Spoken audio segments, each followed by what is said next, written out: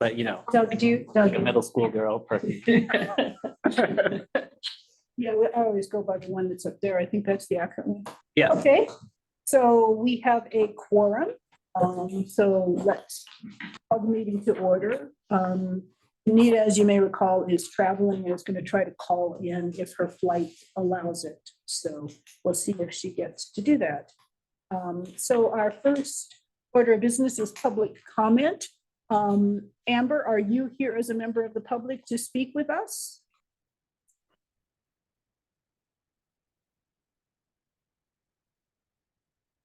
No, I guess not. Okay. So seeing no public, we'll close the public comment period. Next item is approval of the minutes. And I think there was one change. We had the wrong Jennifer tagged, and that's been taken care of. Are there any other changes to the minutes? Can we get a motion to approve? Move to approve the minutes. Second. All right. Jennifer and Doug, all those in favor? Aye. Aye. Passes unanimously. All right. Exciting night. Our first budget for 2024. We've been talking about components of this for so long. It's nice to see it all in one place. So, yeah, first reading. And I think biggest part to wrap your head around, right? Like when you look at that initial dollar amount, it's like, what? We didn't tell anybody the $38 million. So $38 million is a reflection of the fact that basically this is 2 years of revenue and 2 years of expenses all piled on. The 1 year is, if we separate it or think of it in that way, which is what I have done in the memo and mostly in your layout. I think it's a little bit easier. We got, there was the hardest part for the financial consultant that we had was the absence of an opening statement. Right? We never had an opening statement, and it's so complicated to put together the model because we didn't have an opening statement. And in reality, we do kind of have an opening statement, we've realized. And that opening statement is at your first or second meeting, you approved a budget of $18.5 million. At your second or third meeting, you agreed to pay the city back in total in some form of agreement or whatever it was they said. And that is essentially our statement. So I've kind of, in the memo and also in the presentation, I've tried to stick primarily to the activity of the library district and not parsing out the individual costs of what the city library, which has been the governing function of this library throughout the course of this year. And, for a long time and for every year, Jennifer tracks every single expenditure, right? Once it was already agreed upon that you were paying back the amount that the city designated, that was no longer necessary for us. And so we don't necessarily have to track individual expenses. And in any case, the individual expenses are not the concern of the library district, those are the concern of the city. So that kind of covers the gist of most of the memo. There's $13 million we owe back the first year. And while we approved of an $18.5 million budget, it looks like our revenues are going to be close this year to around 17.6. Nevertheless, that leads to carryover the following year of around 16 million bucks that carries over into 2024. And that will be an item that is an item for the budget. So you see that in there, but 13 million of that, what we supposed to be debt going back to the city. So the memo touches on a lot of things. I think the big stuff, thank you to the finance committee, Jen and Sylvia, for drilling down and advising on this somewhat. I really attempted to put it together so that it could be read and intelligible by a fifth grader. That was my objective. I think defining the goals for year one upfront is important.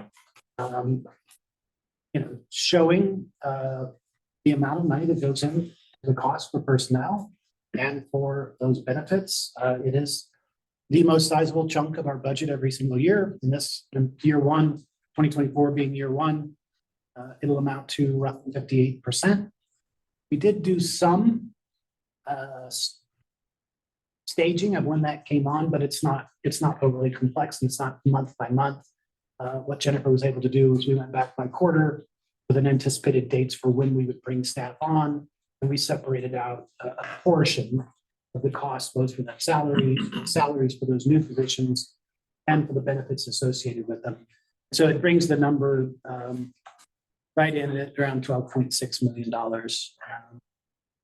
And then, because I know there have been a lot of questions about where are all these 42 people going, the memo also clarifies for you that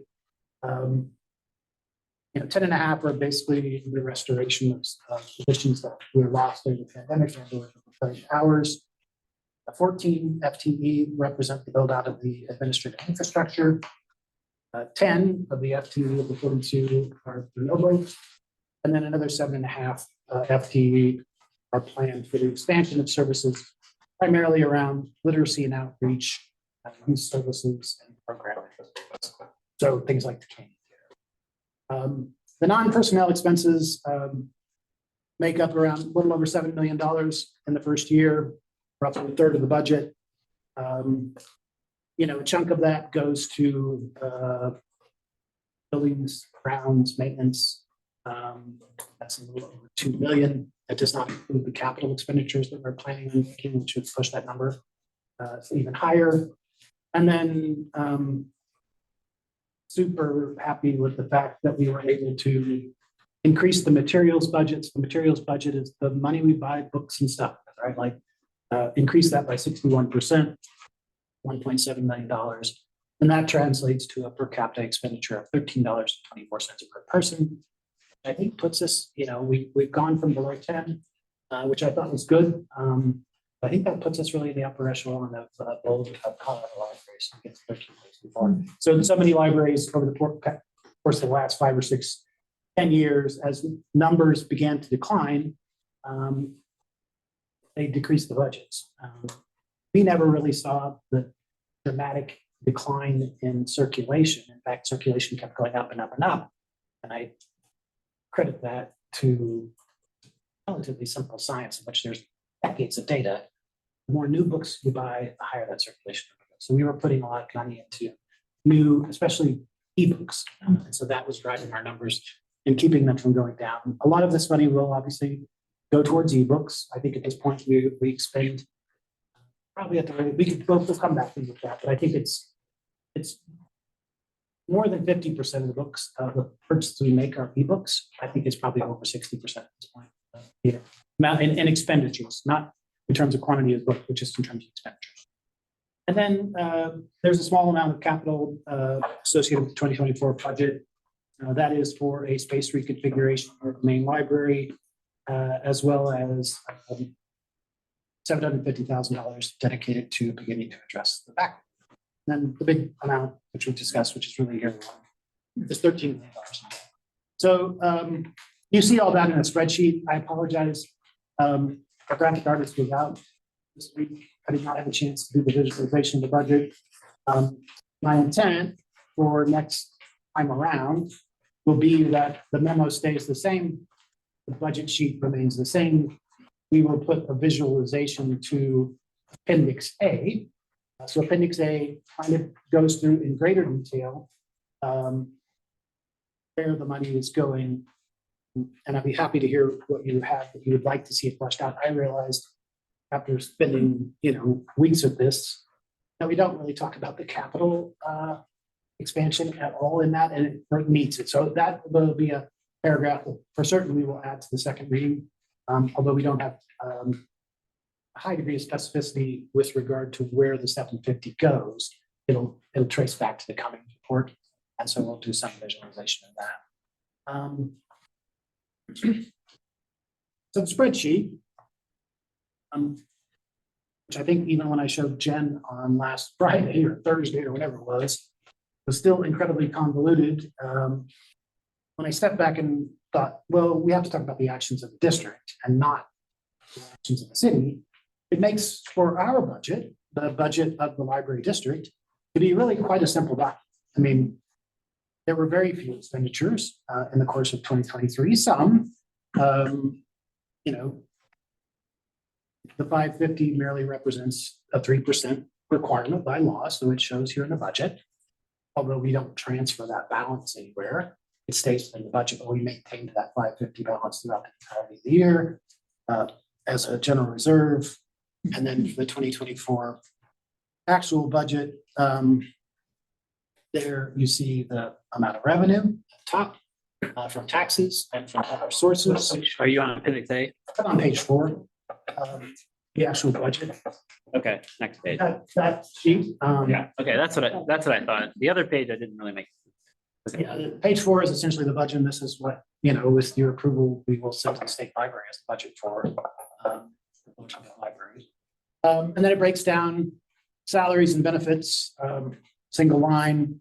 I did break out non-personnel budget into several different things, mainly because I think there was an interest in facilities expenditures. And so we show that facilities expenditure as well as the collection expenditure, which is something I think we can be very proud of. The IT budget is kind of what we expected. And then there is a 1.3 million that goes to 2024 for capital expenditures. And you can see the reflection here of the capital and one-time total for the projected totals for the IT infrastructure as well. That's our big cash outlay in the entirety of the 2023 year, is the contract that we approved several weeks ago for building out the IT infrastructure. And that's our projected cost. That enables us to carry over some money from the previous year. And there's a discrepancy, obviously, between the actual operational costs, the payment of debt, and the budget, which gives us about $900,000 in excess. It could very well be more than that, but that's a good ballpark to start with. That enables us to put about $4.5 million into general reserve and capital fund. The capital fund, $2.4 million. It's a potential expense for a gun barrel location. And then the general reserve, we've been talking with Jen and Sylvia. They just wanted to see, in terms of responsible governance, 3 is all we have to carry. There's arguably no reason to carry more than that, but just to show a responsible level of governance and acknowledging that the city carries 20%, it was a good idea to start building toward 10. And so we got to 8. We could. Is it 3 or 5 that's legally required? 3 is required by law. 3. Okay. I'm happy to go into Appendix A, but I think you guys have probably read all of that stuff, and we certainly talked about all the stuff in Appendix A with regard to the preview of the budget that we had last week. But then the question had come up many times about the desire for comparison of the two, and actually I have the old document, I'm not looking at the new one. But so what I did for the comparison sheet is we took all of the expenses for the City of Boulder budget for 2023. So that's the personnel expenses, the non-personnel expenses, the capital expenses, as well as the internal cost allocation. You'll see the capital at the bottom. The internal cost allocation we funneled into the uses. So for the budget, and I'm not looking at the correct sheet. So, so the combined totals in there, then you can see what the actual growth is from the city's budget, which, the city's budget is what it is. It is a little bit opaque, I think, to the public. And, I don't, the internal cost, the internal cost allocation is a process which, to be certain, I feel, and I said this for the entire time we've been talking about this, the money is about right? The amount of money that we're talking about that goes into internal cost allocation, it checks out. It's factual, right? You can compare it to other library districts and independent libraries, and money more or less is a good representation of it. Where it actually goes with the city and what level of service and or benefit we get from it, that's been, the source of some, anxiety from staff, especially around building, the manner in which the buildings are taken care of. But I think by putting it in this frame, it really is, overall, it's about a 34% increase that we're looking at in the first budget year over what the city expended in terms of an operational level. You can see across the board, some areas that see, a 40% increase. Those are all with intention, right? That is putting the money into providing the services which I believe the public expects. You can also see that from administrative point of view, which we basically, the administrative budget for the Boulder Public Library District for 2024, those aren't comparable. I mean, those are kind of an apples to apples thing. And so we are doing it in a fashion which I think probably that there's a myth around economies of scale that just doesn't really bear out in an organization of our size. So We you're- see a reduction. Yeah, so we're talking about the administration line first under uses. I was going to ask you about that. Why does it drop so much? I just want to make sure I'm clear on. Well, this is the cost that we have associated in the budget for administrative costs, for finance, HR, and administration. So in the city's internal cost allocation, which you can see on the next page, I mean, there are costs associated with the city clerk, the city council, the city manager. So that would be basically Kim and Jennifer and I and you guys. Those costs come to a nearly, not quite, but almost $200,000 cost. Communications and engagement, they were 250.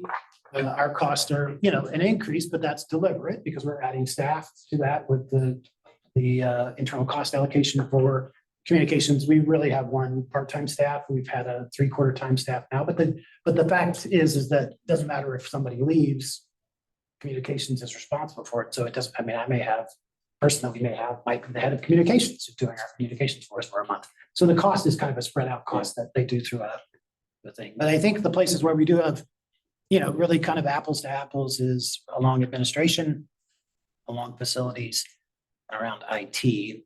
And for those, like the cost for IT is 6% higher, cost for facilities is 40% higher, and that is deliberate. And that is an attempt for us to begin to address facilities maintenance in a manner which satisfies with the board and I want.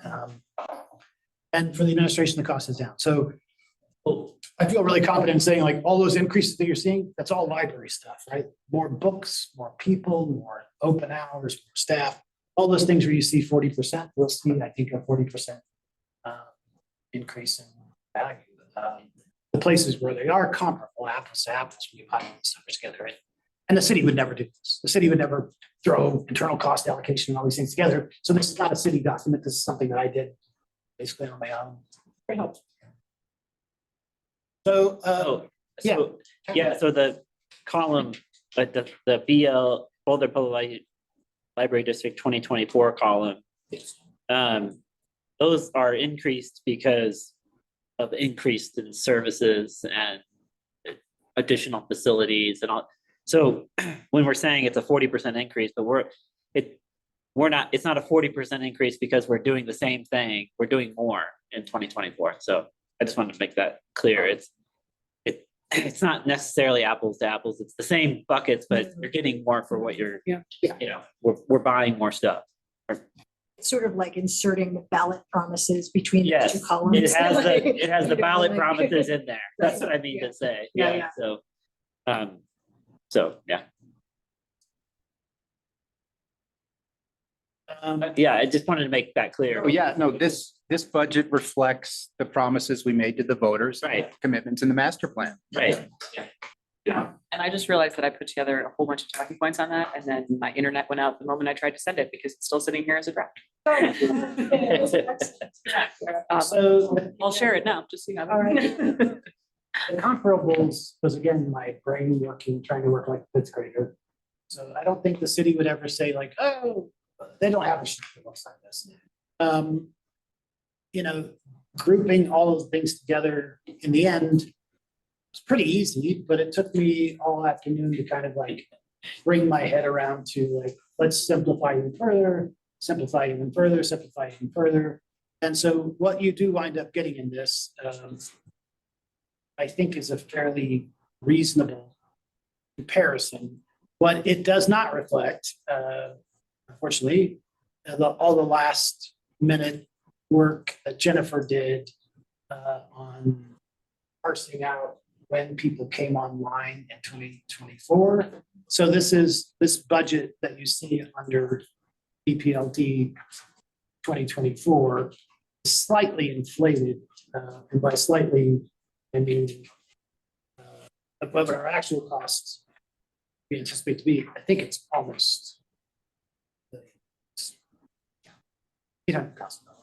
So the $800,000 is not money we expect to spend that money ultimately. So the comparisons, our numbers are actually lower than that. I don't feel necessary to go back and reparse all the numbers again so that we incorporate Jennifer's data. I used the old spreadsheets when I was working through this. We hadn't updated that sheet yet, the comparison sheet. And so it is the budget for BPLD on the line under total operations should reflect 19.8. So in fact, the increases will be less than 34%, and in all likelihood, probably in the neighborhood of 26, 28. I'm just ballparking here. Because of staggered hiring, did I get that? Yeah, staggered hiring, we only arrived at that, and that was thanks to Jen and Sylvia again. They made that recommendation that we do it, and so we decided, I think, last Wednesday. And Jennifer went in and made those changes so that we could stagger the hiring. And it's pretty general. It's by quarter. So let me just mention that Benita has joined us. Benita, Hey, Benita. Hello there. I'll be there soon. Oh, great. So I really appreciate all the time and effort you put into this. David, as someone who has gotten so many migraines over these budget documents, this is just wonderfully clear, and I think it lays it out quite nicely. I think the comparison with the cost allocation and the way you did it, it's great. So thank you for that. I have one suggestion on the facilities portion of the summary in Appendix A. Facilities and maintenance, I think that we should mention that we have a 10-year plan to address the facilities backlog. And so this year represents the first year in that 10-year plan to address it. And I assume once we really have our own website, things like that study that we had done of the facilities will be posted there where people can get it. So, and it wouldn't hurt to say that somewhere in there that the estimated cost to address this over the next 10 years is $90 million, just so people get that scope. And, this will be coming back every year. So that was my only thought. And I did notice a typo in administration in the first paper. In the table on 4, there's an I on personnel budget. Administration. This was much easier to understand.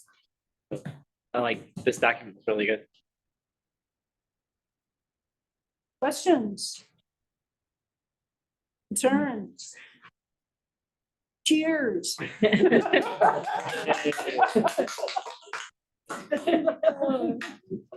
This has been such a haul. So I think at this point we open it up for a public hearing. So is there anyone here who wants to speak to us about the budget? Seeing no one, we will close the public hearing. Is there further discussion of this? I think our intent is to continue this discussion now until the 24th of October, where we can have a further discussion, an additional public hearing, and take action on it at that point. A further discussion? Okay. Nothing further, because that's the capital program in terms of the highlights. I thought your highlights were great. and it may, I may have questions after digesting it, but I think overall it's pretty clear. I appreciate that. I think Johnny was the maven of helping us to decipher the city budget for ourselves. She was giving tutorials on it for a while. Let's give you tutorials. I don't think ours requires a tutorial. No, which is a wonderful thing. It's true. I wanted my kid to be able to mostly understand it. Yeah. And think about like what it will be like in the future when we'll be able to build from what you started with this format and not having to trying to decipher what happened on the city side. So Yeah, yeah, I don't know that the, the city, the appendices there, this is a one-off thing for you guys, and you asked for Yeah. it, so we have it. But it's not the district's business. Yeah. We owe them 13 million bucks. And I would just like to make one comment on the reserve. I mean, at some point as a board, we or you will have to decide what kind of a reserve you want to build up. And I would just remind everybody that part of the reason that the city owes for such a high reserve is that the bulk of their revenues are sales tax, which are highly variable and can fluctuate a lot. As we saw when COVID hit, they had to react immediately because they were anticipating a big drop in sales tax revenues. They didn't really have time to plan because the library district has property taxes and they're collected in arrears, and you basically have a year planning. And so I think that's part of the reason why library districts tend not to carry reserves as high as the city. And Kim, I don't know if you want to chime in on that. The things I point out to the boards when they start getting too high is, if I'm a library user, I want you buying books. You'll get your money again next time, so. Well, the That's a good reminder. Thank you. Yep, yeah, definitely. assessments are 2 years, every 2 years. So, you have 2 years, probably not going to change much year over year. But even if it did, then you Yeah. have 2 years to plan. Right, you'll have 2 years. You have a window to plan. And David, that's your inclination too, right? Is to use the money that we get to grow. and- Yeah, I mean, that is, I think responsible governance. Yeah. Totally agree. Kim on that. I don't believe we should sock away much money. And I honestly, even calling it a reserve account, I think is funny, right? I feel, I've always kind of felt like if we could just figure out what the deductible is on every single thing we might lose, that would be dangerous. That's what it should be. And we could call it the self-insurance policy. Like, it's like the amount we have to pay for deductible if everything suddenly goes wrong. But otherwise, I don't know that I completely understand. Carrying a certain amount of money is great. Right. I mean, you can also see where if you got too carried away with putting money away, at some point someone might ask, well, what do you need it for? Like, why, why go this route if you've got all that money sitting there? So- There are several libraries in the state of Colorado, one shall remain unnamed, that had this year, 2 years ago, I believe they had $72 million in reserve. And it was kind of like, what for? And so they did they needed a new building, but they built a very expensive, beautiful, nice, fascinating $30-some million facility Wow. to get it down. But it's still, if I were in that community, I'd be like, can I have my money back? Absolutely. Can I have my tax money back? Absolutely. Because that's a lot of money in reserve. Their operational, their annual operations are probably near That's insane. 35, 40 million. So having that amount in reserve is just like, Right. And somebody may have said this, but Kim, is there an average percentage or recommended percentage? It's kind of all over the board. And, I think since you're looking at doing something in Gunbarrel, if you decide to build, you're going to build up that reserve a little bit. But I think percentage wise, I'm sure there's an average, but I don't know. It's kind of all over the board. I could get that for you. I think it's probably gettable from ours. The finance committee is suggesting going to 10 eventually. Did I hear that wrong or? is that- 8, somewhere between, Okay. yeah, somewhere between 3 and 15. I think was sort Yeah. of the So 8 guidance. is nice. Yeah. Nice number. 8 million or 8%? 8%. In playing devil's advocate against myself, I mean, I think the other thing to think about with the reserves is that we are in an era now, we have to worry about things like fire mitigation and flood mitigation, especially. So it's not just the, what might we lose if we have this. So figuring out that balance, I think, will be an interesting thing. Yeah. Okay, budget for now. Shall we talk about Proposition HH. It's a very exciting agenda. Hopefully I spoiled this down. Wait. 3 points for you. You had a summer edition of the legal. I put a little memo in there that is from the government perspective. But, you know, I think I kind of said this before, but hopefully this will be clearer. In terms of opting out, you don't need to. We did that in our election question. That is a consensus position. The language of 303 isn't very clear, but kind of all of the local governments are coming together to say, that's what it means. We are clearly, if we're correct, and I think we are clearly opted out already. So that's not an issue. Just a question, Kim, that's opted out for this year. Or No. that's opted out totally? Permanently. It's opted out under this statute. Yeah, okay. Of the inflation, Correct. right? Right. Because The statute. we've already debruced. Yes. Yeah. Next year, who knows? It will, I'm sure. That seems to be what happens nowadays. Secondly, if HH does not pass, you will see a very large increase in revenue. If HH does pass, you will see a good size increase in revenue, but not as large. And that's really what it all boils down to. If HH does pass, we'll get a new certification from the assessor's office with new numbers. But again, there will be a good size increase. If it doesn't pass and you have a huge increase, you can always consider doing a temporary reduction in your mill levy.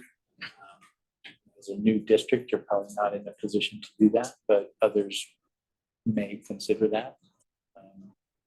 And that's pretty much all there is to say about it. Most of the complication is for the assessors. And what their work will come out in your certification of values. We're gonna earn you 1%. As I looked at it, I thought we will still maybe get some money back, 90% of what we would have got if there's a Tabor refund. Possibly. And, or is it called Tabor refund?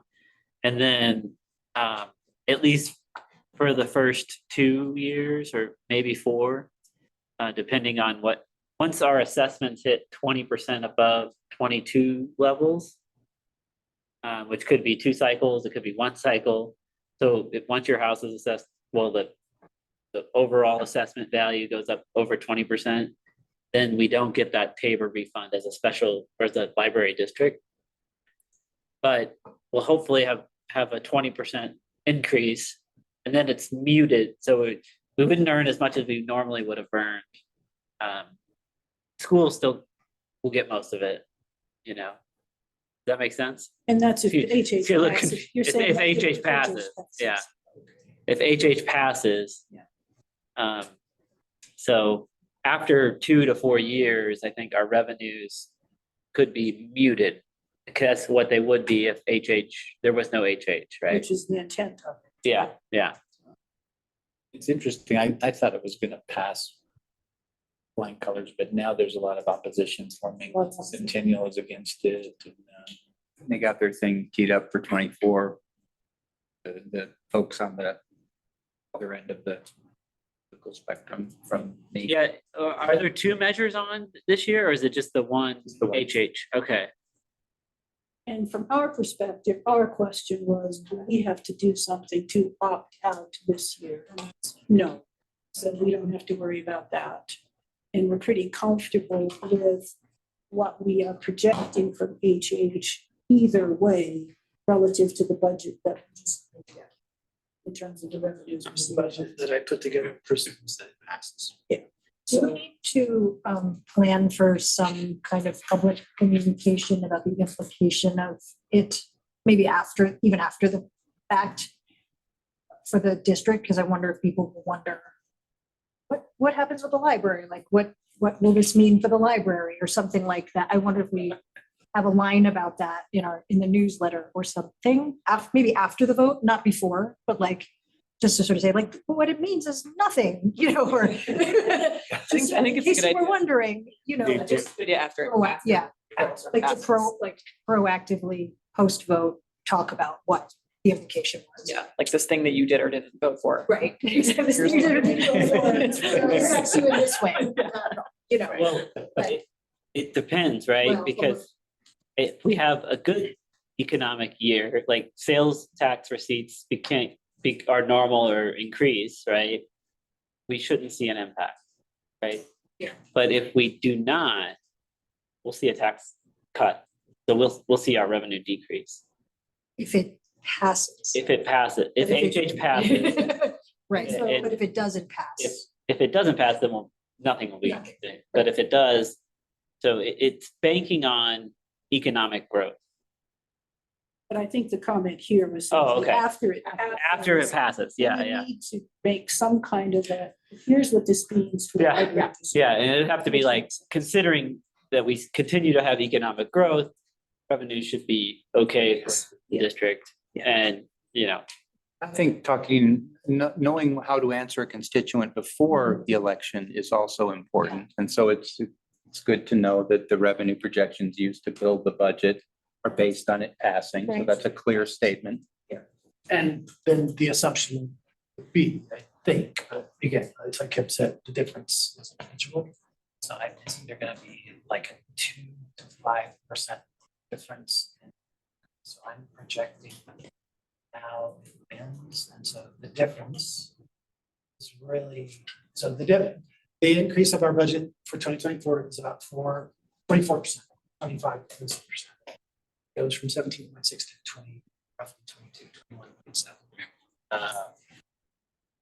If it could be, David, you could you gotta speak up? speak a little louder. it could be, I'm thinking based on what the city numbers are using, instead of it being $4.1 million increase, 24% increase, it's more like 4.5, $4.4 million. So it would be closer to that. 9. But his voice tailed off there. He was saying closer to that 28 to 29%. Yeah, so that would be the increase. So instead of it being $4.1 million, 4.4 is fail. If it fails. Okay. Anything else about Proposition HH? I feel social for. If you want more, come talk to me afterwards. I don't. You very much want more, that's right. on it is so Constituents to confusing. Doug. I The can, book on HH is so confusing. it's a very complicated. It's really confusing. I think it's. The whole goal is just that like the state's growth was too much and we all shouldn't bear the burden of that. Is that basically the? No, upshot? I think it's the other way, actually. This is a way for the state to get around the current table thing and keep more money, which goes into Oh. education. Right. So the That's- state is the primary beneficiary of this, and there's a trade-off there to try and cap property taxes as a sweetener. Yeah. Right, so yeah, I thought that was the piece that was like Yeah. homeowners want it because it. Yeah. Property Yeah. taxes aren't. Okay. Library district director updates. There are 1,000 things. But the main ones, that are really trying to beat guidance for the rights of personnel. And hopefully we'll give the personnel subcommittee the authority to lock in tomorrow or you agree to tonight, is that 2 different things remaining in the health. So the city's package for a health savings account, an HSA, is done to, incentivize people either opt into an HSA or do something like that. The current benefits the city provides are $500 for a single employee and $1,000 for a family. Personnel subcommittee and I are recommending $1,000 per single and $2,000 per family. So it's a full doubling of that amount of money. And love your take on that. I think there's uniformity among us on that. And then the second one is a lifestyle spending account. So the city currently, staff can get gym membership, rec centers for taxes, $10 a month. They get a RTD pass, all these different things. So we have come to an agreement to recommend the RTD pass for everyone, but we investigated what's called a lifestyle savings account. And so what that does is it contracts with a third party. We designate a series of different things that are qualified. And so those kinds of things that would qualify would be, for instance, almost anything health related, not health care plan, but health related. You could put a down payment on a ski pass. You could buy a Peloton. You could buy a gym membership. You could do, I don't know, there's a lot of different things you could do. There's another one which is educational supplemented. So as you remember, our benefits package agrees to pay tuition for an employee up to a point, but it goes directly to the institution. And we state very clearly, we don't supplement books or parking or travel or anything like that around your educational goals. This would have money in it for them to use to buy their books and or transportation or parking or whatever else like that. There's a financial advisor component to it as well, so they could seek help with how best to plan for their retirement, these kind of things, how, what 401k to invest in, that kind of thing. And then there's a fourth tier to this, pets. So you can use the money for boarding a pet if you're leaving or buying pet insurance or something like that. So the amount that we're recommending is kind of in the air a little bit. So I think we have one recommendation on the table is we would add $300 to that account for everybody, full-time and part-time, including subs who work in excess of 300 hours a year in the prior year. The other suggestion that came up was doing a tiered approach. So full-time employees would have $500 in that account, part-time and substitute employees would have $300 in that account. So I leave it to you guys to make the pitch for one or the other, or not. So we can lock something. Well, I guess I'm inclined to be a little more generous. It's not it is real money, but it's a modest amount in our budget, going from 300 to 500. But that $200 difference, I think, is meaningful for our staff, particularly when our average wage is, in mid-50s, right? So that's real money for folks. And I think, I'm thinking of it all in connection with sick leave. We made some changes there. We responded to feedback by adding another 20 hours, and a generous, healthy lifestyle benefit, I think, not only sends a message to staff, but also provides them with real resources to, to help keep them healthy so they don't have to use sick leave, right? And that's the same with the HSA recommendation, being generous there by doubling that.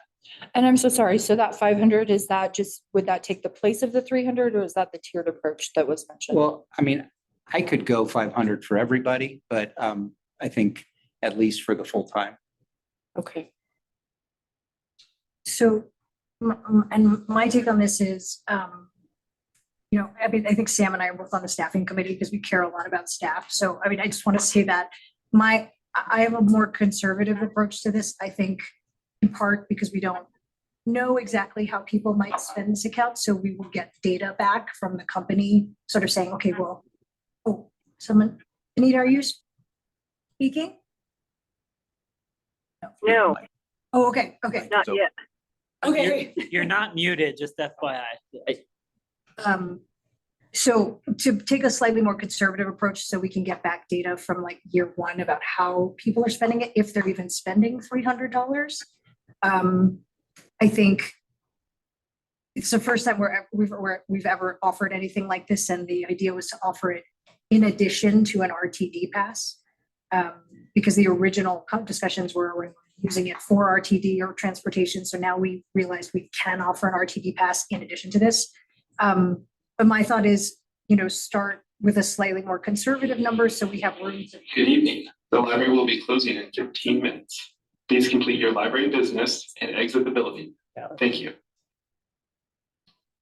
And so I think Sam and I. Buenas noches. La biblioteca se cerrará en 15 minutos. Por favor, concluya sus actividades en la biblioteca y salga del edificio. Gracias. So I think Sam and I kind of both have the same end goal in mind, which is, we want to take care of staff. And I always feel like I want to be slightly more conservative so that we have room to increase the number, rather than start at the highest and then realize you know, we might have to take it away at some point. I mean, David has said we're not gonna do that, but like, I have this aversion to, and I know how employees react to having benefits taken away or Yeah. reduced. So that's why I always start a little bit more conservative, but I think there's a case for both. So, I have a question. Yes. Just for clarification. So I have this amount of money, whatever it is, at the end of the year, I don't spend it all. What happens to it? So you can save, you get a monthly amount, so you can save it. You can save it up to buy a Peloton. That amount goes keep. Are they getting it like as a monthly stipend or like? We can probably, we probably front load the account with the third party vendor. And so the money is there and then they have a stipend. oh, David, I thought it was that they had to submit qualified expenses to the They do. vendor. Yeah, so they will submit qualified expenses to the vendor, but I believe we pay it upfront as well as a fee, $1.50 for the maintenance. We pay upfront, but I mean, so like when I've had these before. Yeah. I would like buy a Peloton and then I would send the receipt the and receipt. then they would pay me back. Like I didn't get this money in my paycheck. That's Like, Yeah, okay. that's right. Yeah. it is post-tax. Right. So that's good in one way. It also means it's not heavily regulated like a pre-tax. Are we going to cap the amount if the person works for 30 years? If they leave, do we have to pay it out to them? Can you speak up, David? Sorry, I think they probably turn it in. I've thought about that, but yeah, they're not eligible for expenses related to their stuff when they're no longer. yeah, but I mean, if they haven't claimed it, they don't get it cashed out. That's what okay, we should be Only for valid expenses. only for valid expenses during your So time you and want to during your time, so you better go buy that. And then, is it taxed, I guess, this number? It's taxed on the Post pay. tax, So the employee applies it and turns in a receipt. yeah, So you are taxed at the point of purchase. purchase, yeah, okay, Yeah, we reimburse you. okay. So Jen, to your point about whether people use it or not, if it can roll over, Yeah, we aren't really going to have data about that. I mean, if people are saving it for something, that doesn't really tell us if they're using it. that's true. But eventually they will. I Yeah, would but I mean, assume, in a yeah, year. yeah, Okay, in a year or just- two or I'm whatever just we do. saying what I'm Yeah, yeah, doing. no, that's fair. Yeah. You're totally. Yeah. Do I think that the majority of people will save all of their money for the following year? No, but your point is totally valid. That we won't have exact data after a year around when they spend it. Yeah. I think we'll spend it. Yeah, I would think so too, but just, so, and then, so the Eco Pass, I mean, RTD, I love Eco Passes. I lived on an Eco Pass for years and years and years. RTD has cut so much bus service now. RTD passes are becoming much harder to use. They're much less of a benefit than they were, when I was getting it. And I think people now may be looking at things, other alternatives, e-bikes and all these kinds of things. Did you talk about that or do? They can use the money for a lot of transportation purposes. So you can use it for an e-bike, renting. You were talking about getting the Separate, yeah, the separate. Eco Pass rather than including transportation into this package. No, not rather than, in addition. In addition. So EcoPass would be, because the city provides it, we have committed to like comparable or better benefits. So we were sort of investigating, okay, if we cannot get EcoPass at a high value rate, we would include money for that inside of the stipend. Yeah. Because we can get it at a pretty good value, we would still provide that to everyone, but the lifestyle spending account is The eligible. library will be closing in 10 minutes. Please complete your library business and exit the building. Thank you. La biblioteca se cerrará en 10 minutos. Por favor, concluya sus actividades en la biblioteca y salga del edificio. Gracias. So to ask the question another way, Sure. would we have put more money into this lifestyle spending account if we were not buying it? And I am, I'm sure I'm way more fiscally conservative than probably 99% of Boulder. So I'm I hate budgeting for stuff that I don't. I think it's a waste of money. So like the RTD pass is one of those, right? So the proposition, I think it's right, is more of a value proposition. And so the recommendation for the eco pass, the value proposition, we want to promote public transportation. The cost is not terrible. If we decide next year to parse out and actually collect data, I think the staff is open to that idea. The staff that I talked to about the eco pass, a lot of staff pass, they're gonna get it, I'm gonna get it. And then yes, but then just arbitrarily go ask 2 or 3 staff members if they do use an eco pass, and they're like, no. And so like it's, we have no idea how useful that's gonna be. It kind of reminds me of, 2 things that I like about it. It's a benefit that's no benefit. And it's also, we're spending money, and I don't know what I'm getting. I don't know what there's no traction there. So, but I think it's the right recommendation to do it now. But in a future year, we might. That's why I agree with Jen.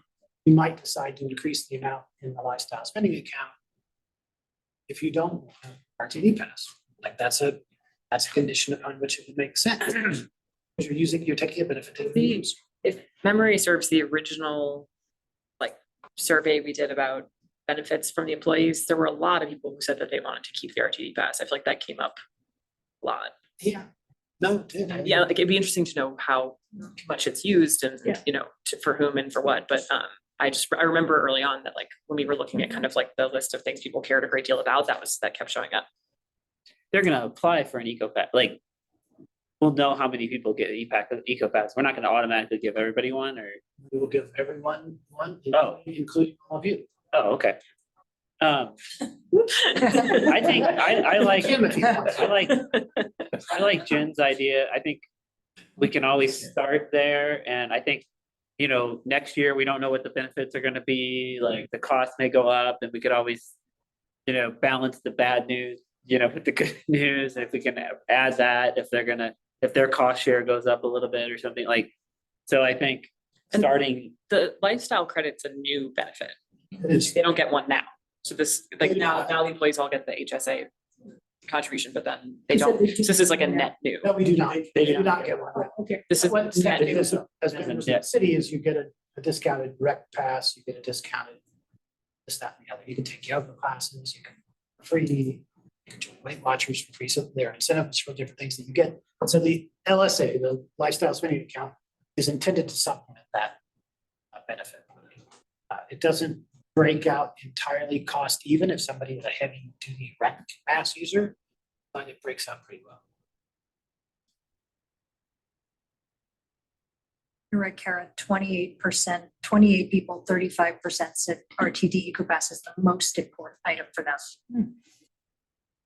The only thing that scored higher than that was leave benefits. That was my memory, was that it was important. Actually, leave benefits and merit pay. Pay and pay and leave. Yeah, I mean, I think that it makes sense to me to kind of, since it's a brand new benefit, to almost like pilot it, be like, here's a reasonable amount of money. If everybody more than uses it, then great. And then we could raise it. If it turns out nobody's doing it. I think they'll use it, but I think they'll it's use it. good to set the floor. Because, it will probably, go up from here and, just managing costs and, for every employee, we gotta do this. And so, I think that for me, that's I'd say start with the 3. So we have to vote on that or just give you a nod or what? I'm hoping you'll get that direction because then tomorrow we'll lock something. You can put on the floor. That's not. The library will be closing in 5 minutes. Please complete your library business and exit the building. Thank you. La biblioteca se cerrará en 5 minutos. Por favor, concluya sus actividades en la biblioteca y salga del edificio. Gracias. So what is the city's well-being at work? Well-being at work program is a wellness program that's incentivized through our Cigna. So it will be there in our Cigna program. So what it does is if you quit smoking or whatever, you can get $25. If you lose 50% of your body weight, you get $50. So it's things that they incentivize in Sigma, which we are already doing. So it's an incentive program. Some staff members use it heavily. Like you can get an incentive for walking. If you walk enough steps in a day and report those, you can get an incentive. Great. And I'm fine with what you guys are saying as far as. Before, yeah, I I'm mean, good with it. they both both approaches sounded fine to me, so I'm not Okay. feeling You are strongly blessed. either way. Yeah. We actually, You are blessed. so we're basically where we start.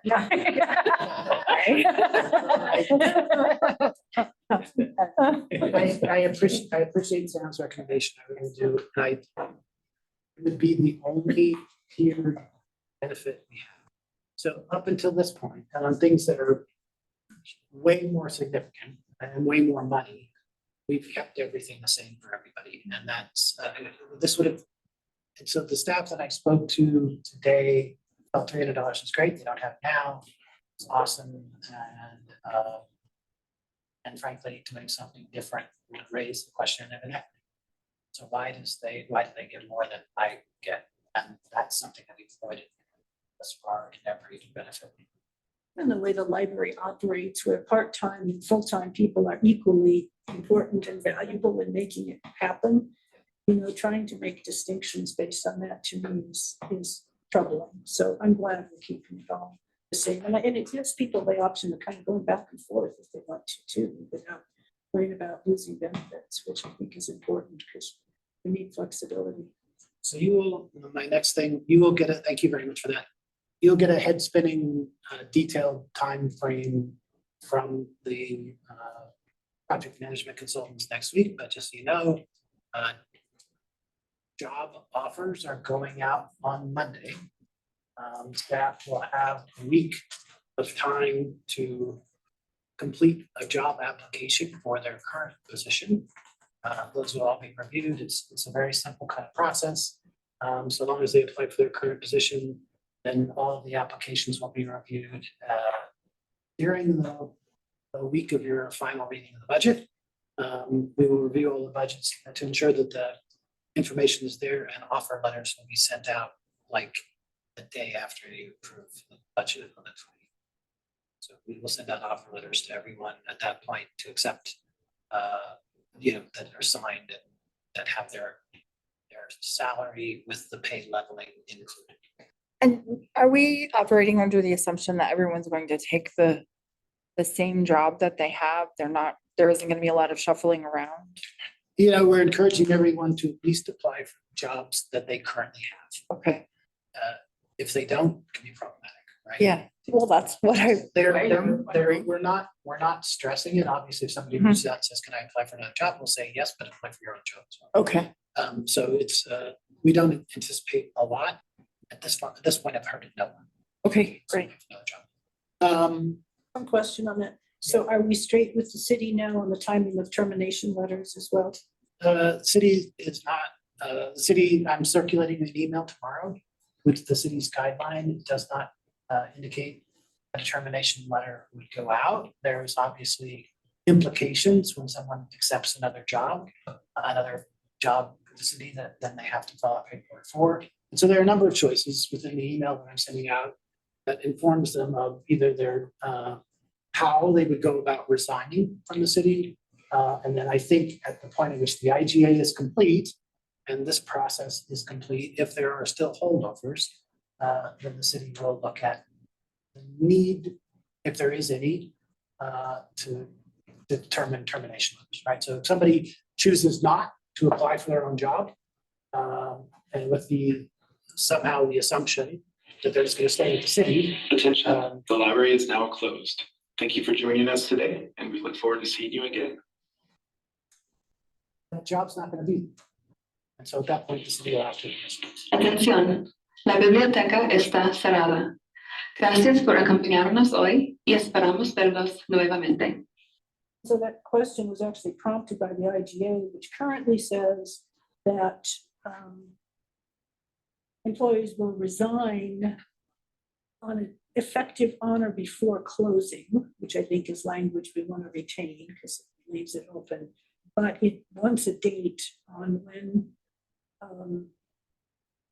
Actually, no, they'll submit a letter of resignation. So there's dates in the IGA about when they get their offer, they make their resignation. So just need to. The offer letters will go out next week. The email that I sent tomorrow is dated today. From HR. HR has a memo defining the expectations of current city of Boulder library staff. So it is that they do not need to go through city's open enrollment, that the open enrollment for the district is enough. So it says all that stuff, and then it's like, but then it clearly outlines resignation, separation, termination. It has all three of those. So Kim, in terms of the IGA, can you look at 2.2 and 2.2.1 and see if we can merge those somehow so we can get out of this specific date issue? Yeah, so we'll have a staff chat tomorrow to go over all this.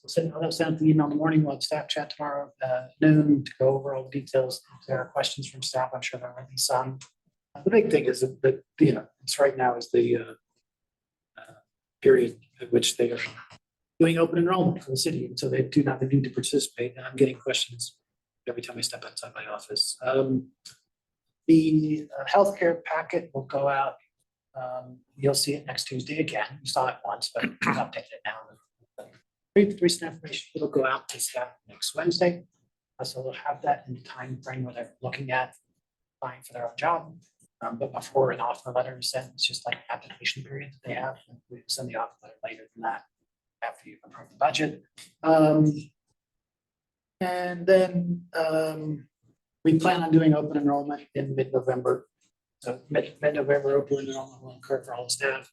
Somewhere between the 9th and the 15th is where we'll begin. We'll probably go for a week or 2 weeks. So there'll be an educational time frame where the benefits program here and hold office hours, meetings, videotape meetings, and then there will be actually the open enrollment period.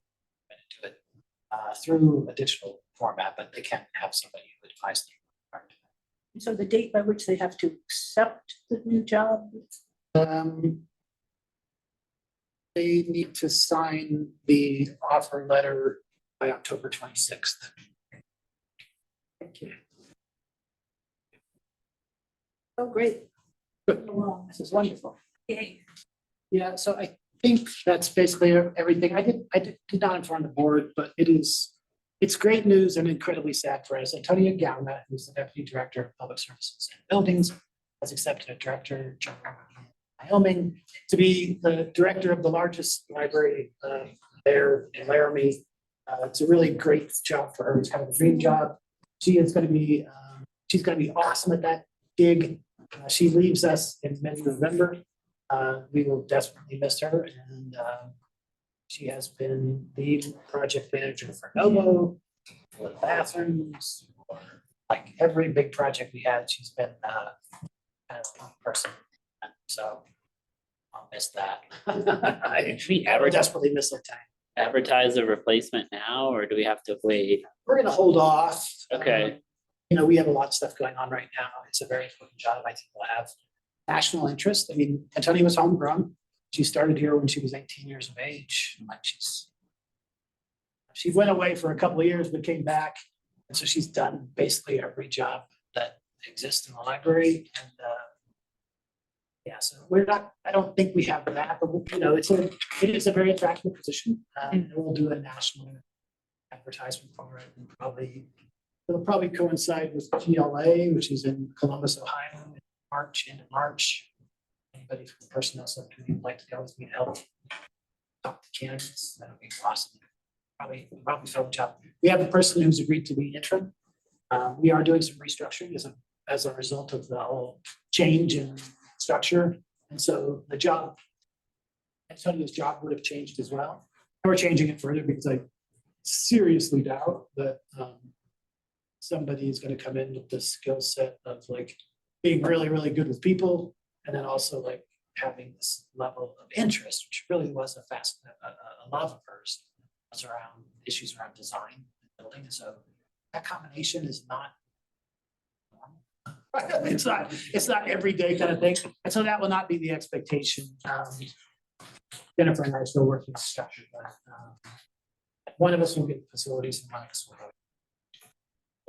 I'm concerned that, I guess on January 1st or whenever we switch over, we no longer have the city maintaining facilities. And so, just that lag in time, how we're gonna change light bulbs, and all that, So the concern that I have, and I'm assuming that within the IGA, it's not in the IGA, but it's rather in the formation of leases. Yeah, But there probably is a period of time there where we're in a shared agreement.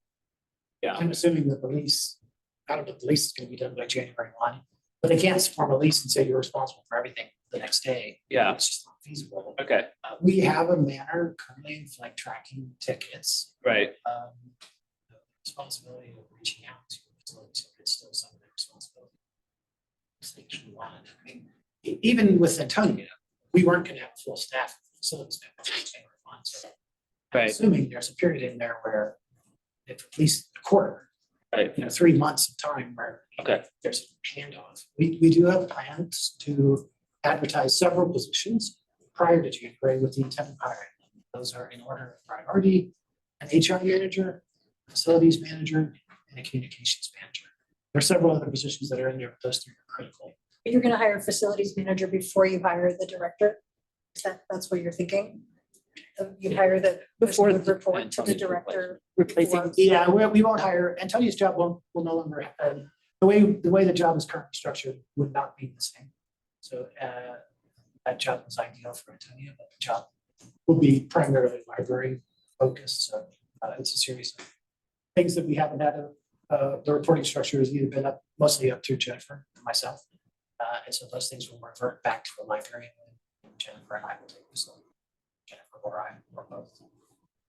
So Kim, looking at the draft lease, number 7, maintenance and repairs, we probably need to build some language in there to raise that with the city, that we're gonna need some carryover period, because it doesn't speak to timing now, but seems to assume.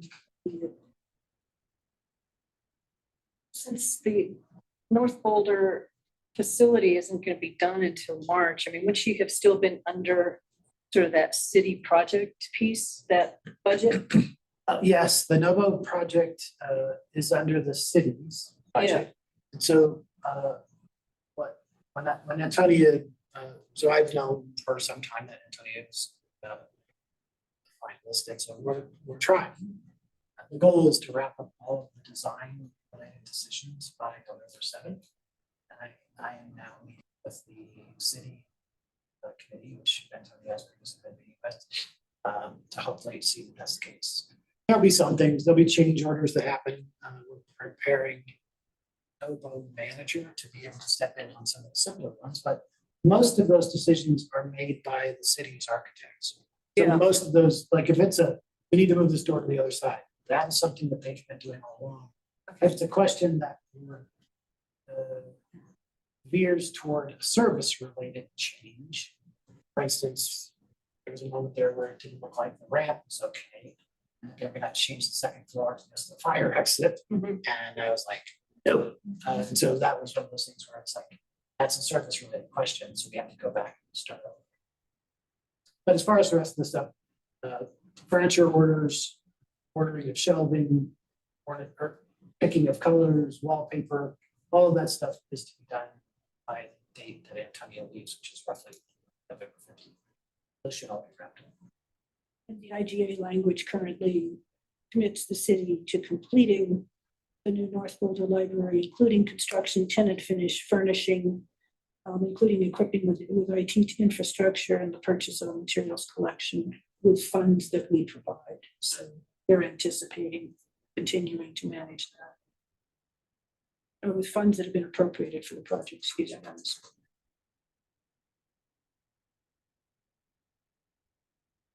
So it's great. If you see Antonia, congratulate her. I'm sorry, what was the position? I didn't hear that. She's the director of, she's got the job as the director of the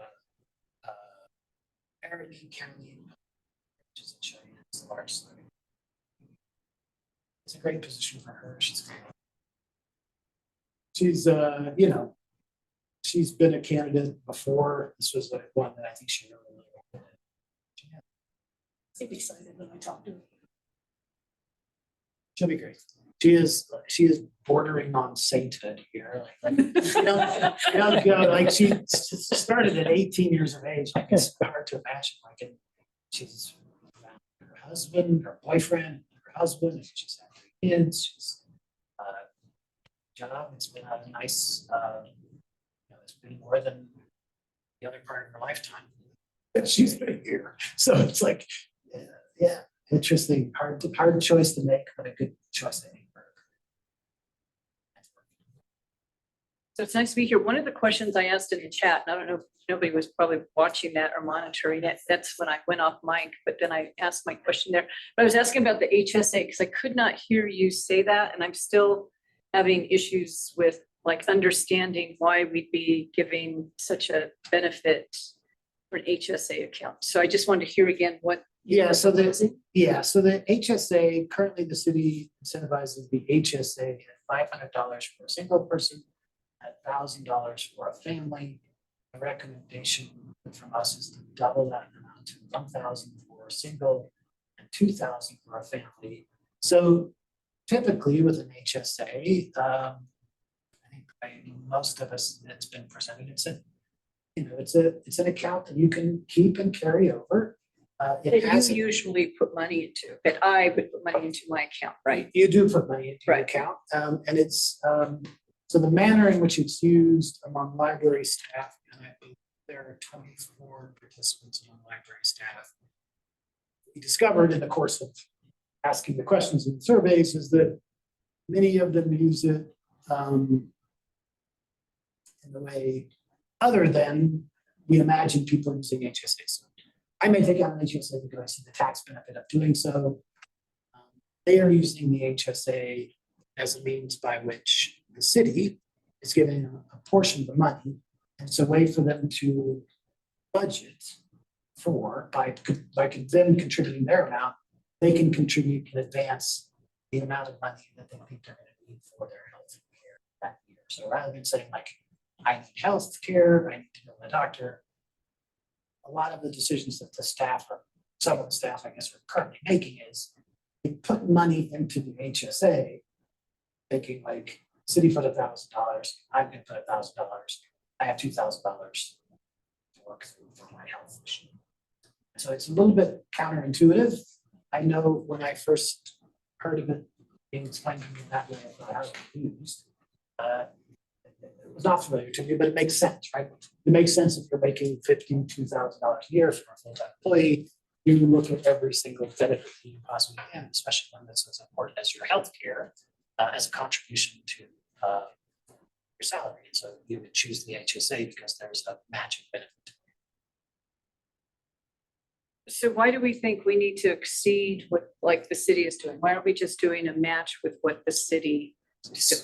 Well, so there's a benefit for us too if people are healthy and they choose the HSA account, then there's less reporting. In fact, the experience of why everybody incentivizes an HSA account is that your claims go down.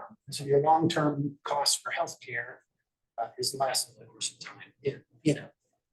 There's a lot of companies where if you put it, like, quite common now, this is not where we're going, but it's quite common, right? So if you put a dime in, your company will put $10,000. So they will put, if you're willing to put $1, they're willing to put $2,000. And it's mostly to incentivize a program which helps the employer manage volatility, I guess, in year-to-year healthcare costs. So that the incentive for the district to do it is we are recognizing that how the plan. I think first of all, we're recognizing how the plan is used. That's how staff see it as a way to manage their healthcare costs. But there could be a long-term benefit. There's no guarantees, but there could be the same reason we're doing a free clinic. Because the free clinic is not free. We're paying, roughly $1,200 a person to do it. If they go there and get their medicines prescribed from a doctor or have an appointment with a healthcare professional or get stitches, those are not sent as a claim to the insurance company. And so our claims will show at the end of the year next. So if more people go to that clinic and find it to be useful, and beneficial to them and their families, and it's free to them, then our claims will go down, and that would be a means by which we can hopefully bring down, keep in control of cost of healthcare, which is, after staff, it's our biggest cost. My observation is that there's an awful lot of strategies going on right now among insurance companies to try to encourage people to get both to do wellness, preventative care, and to avoid waiting until they have to go to an urgent care or an emergency room. And I think there's a psychological piece about HSAs, at least in the places where I've worked, where you've got this money. So, you can go to the doctor because it's already there. And I think that's part of at least what I've seen as the advantage. I think I don't use it, the HSA. But for the staff members who do and reviewed the draft of the plan, they saw it as potentially a great deal of savings from what the city currently provides. And so that probably where it benefits the most is for a family with multiple children on the insurance plan and it's using the HSA. And I don't know how many there are, but I know there are several with functions. So this reflects really well and will help me out with control of the cost of my health. If, from my It seems experience, like really, I don't know, just with all of the other pieces, it just seems like an overly rich added element in this year, in this transition year. I could just, I would just be supportive with all the other additional enhancements to package that, we've put in place. It just seems like it'd be good to, to just like match with what the city has been doing in this year and see if the numbers from 24 grow, because that's less than a quarter right now of the workforce, right? From what I can recall of numbers. And it just seems like maybe it could be an add-on in the next year or something like that. It just seems, with all the other pieces, just an enrichment that, I'm just thinking much more conservatively. And I just think all these other things have made good sense to me. But when there's only like 23 or 24 people in it now, I don't know. And I know that could mean that there could be more people then, but I just think we could be progressive in progress of, not progressive in that way, but progressive in what we add and enhance over time. in my view, like the high deductible plans will save the district money. So the more people we move into the high deductible plans, because you're basically front paying. So we're going to pay all their medical expenses no matter what. And so it depends on, and I've looked at it from my own personal perspective. The high deductible plans, if you take the savings and the premiums and put them into the HSA, because you're going to spend that money, at least I do in my family. But like, then overall, those plans are more cost beneficial to the employee and to the employer. So I think you'd want to encourage people, and maybe the thought, because if they don't participate in the HSA or in the high deductible plan, they don't get the HSA. And is it correct that it's 24 out of 82 employees right now? 24. Yeah, it's more than 82 employees. Is it more than 82? I think we have 109 employees or something like that, but part-time, so 82 FTE. So you're thinking- Okay. I'm thinking of FTE. So it's more than that. I don't know what the exact number is right now, but yeah, and even that, not all of the 109 or so employees are enrolled in Using our it's only benefits, about 60%. So we have, I think, roughly 60 or so people enrolled in So benefits 24 plan. of 60 are using that HDHP, a high deductible plan. Yeah. Yeah.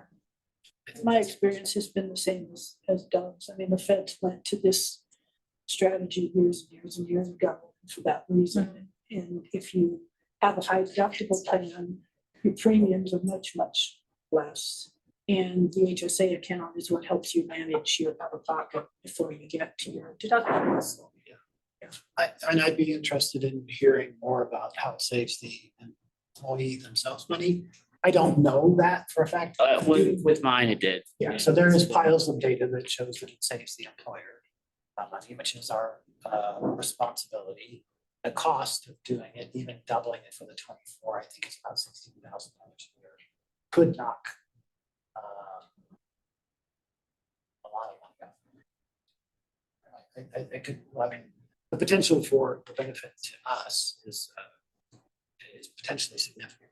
There's no guarantees, but if you incentivize the program, like if everybody was on it, guaranteed it's everybody. Yes. So it sounds like it's a cost increase for us, but net it's not. I don't think so. I mean, It's hard to predict dollar for dollar, but it sounds like when you kind of like net it all out based on our healthcare costs out and all this, that it could wind up being not. yeah, and I think, you know, I mean, it's their recommendation as well as mine, but I mean, I think, Benita, the way you posed it is like, can we do just the same as the city?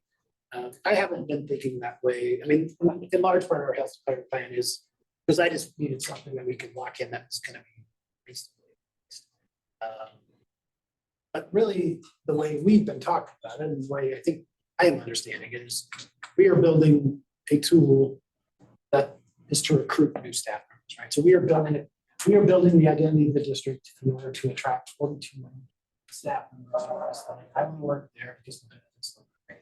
So it's not, I don't know that anybody is looking back and, you know, if staff do, they're gonna look at this thing and they're like, nah, it's a little better. Yeah, it costs a little less money. But it's not necessarily those people that we wanted to do right by them. And we said openly, it was gonna be as good as and better to the extent possible. And I believe we've achieved that. But for an employee coming in to working for us from somewhere else, I want to look good. I think we are going to be faced with our most difficult challenge in 2024 is the labor market and being able to hire and recruit, hire and retain qualified professionals in at least 5 or 6 fields where we've never even hired before. Facility, like that's going to be, that is one that is filled with pitfalls. Right? I know other groups that are having difficult times recruiting and hiring and keeping. They can make money elsewhere.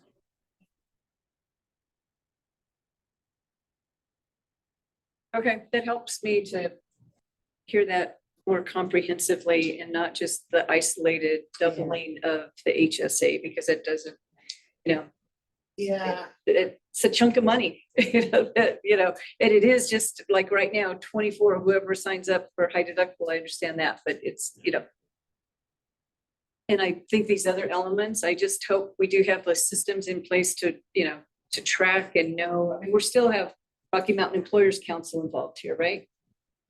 Yeah. They're And- doing quite a lot of work for us. Yeah, you know, and so, and we have it on the agenda for next week, right? The healthcare, yep, in the package. So, you know, you've seen it comprehensively. I just, you know, heard that number and it was just like, yeah, it's still, I mean, that's what prompted my need for this conversation. So thank you. Yeah, it's a good clarification. Thank you, Benita. David, I would add one other thing from sort of how it helps the employee side from our experience. We don't have kids. And we usually don't have a lot of medical costs. This means we're subsidizing everybody else in the system, right? And so the high deductible helps to kind of offset that because if you're paying, if you're paying the same premium as everyone else, you're paying a lot of money that you effectively never spend because you don't go to. So, you know, I think that's kind of where the high deductible came from. Matt has always complained that there's never a plan that's just for couples. You know, you're always ending up in there. So the high deductible tends to help that. And that's how we've seen it definitely save money for us over the years as we've been on high deductible PPO for a number of years and been managing the out of pocket through the HSA and through other kinds of things. And it's definitely more economical than going on traditional. So if anybody needs that pitch, that's. But I think the benefits broker will provide some of that information. if Staff have questions, and staff will do have questions. Okay, is that it for your report? Okay, are there any subcommittee updates? I have one related to library commission and trustee and the plan for a joint tour of the North Boulder construction site. I don't have dates yet, but we're looking at date options after the 22nd, and it wouldn't be in place of a meeting or during this time, but it would be like in an afternoon or something like that. A late afternoon tour of the construction site. It would be something to do with the library commission that concluded its meetings for the year at our meeting last week.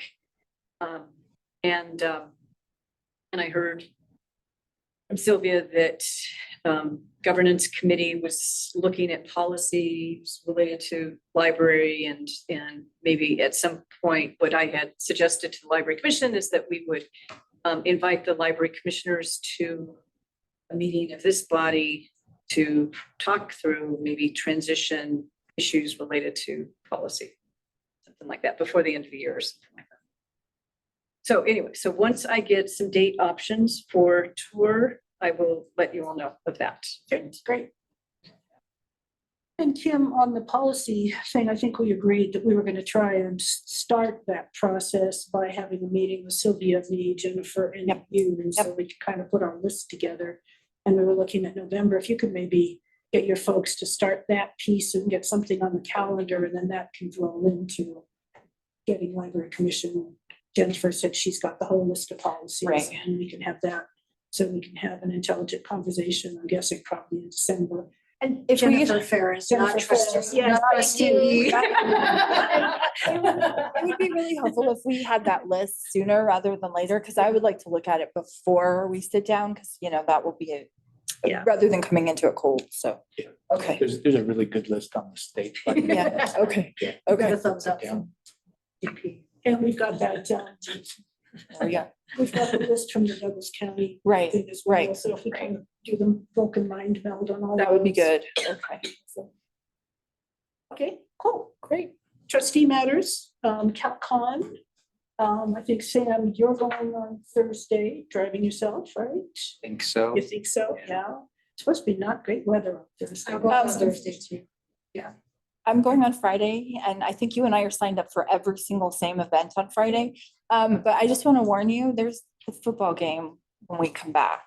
Oh, that's- So, The game's on Friday. there's Yeah, a. but you're coming down. You think You'll be fine. Wait, the one in Boulder or the one in Yeah, Denver? the one hitting here? It's yeah. on a Friday. Yeah, third. Oh, well. Okay, well, I hope you're right. Yeah, you should be. Okay.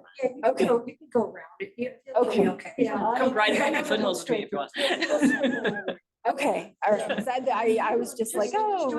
I'm going Friday. I maybe on Thursday, but definitely. Okay, great. And so for all of us who are going, if we can sort of collectively take notes and grab Absolutely. handouts and then we can share them Yeah. with folks, that would be great. Great. I'd Yep. appreciate that. Yeah, and we're gonna carpool. I don't think- Yeah, let's do So that. why don't we talk briefly afterwards? sure. Sam wishes to have. That's my shit. Remember, no business, no business, you all. Oh, I don't think arranging a carpool. No, no, I'm just saying with Oh, good. yeah, as we're doing it, yeah, right, yeah. No, we can have lots we can gossip about all the way up there, I'm sure. Lots of we can gossip. Legal costs. Okay, legal counsel. See, now you're making her care what she can be on a car with. Miss out on the legal. On the legal. I've been out in the world for 10 years, so I'm just gonna be listening. Okay, So Kim, anything to go over in your status report? Nothing in the report. You do have attached to the report a red line copy of IGA and its current status.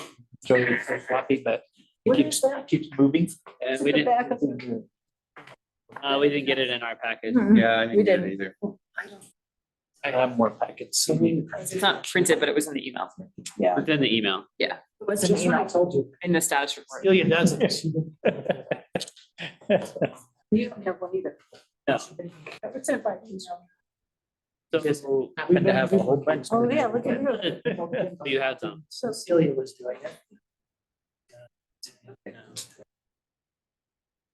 So what's the sort of timeline? It's gonna go back to the council on the 26th? Well, it's, can't. Or 20. I have a conference call tomorrow with the attorneys. The big piece I'm a little worried about that's still missing is they have not responded to the license.